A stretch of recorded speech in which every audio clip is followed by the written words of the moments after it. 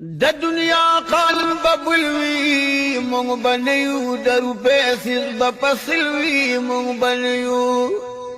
غیرتی به د هر چا د سترګو خار وینو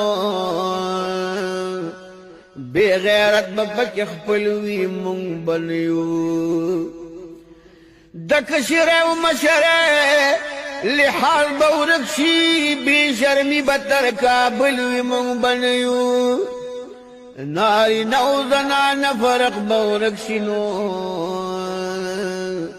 په مشکل به پیژندل وي مونږ بنیو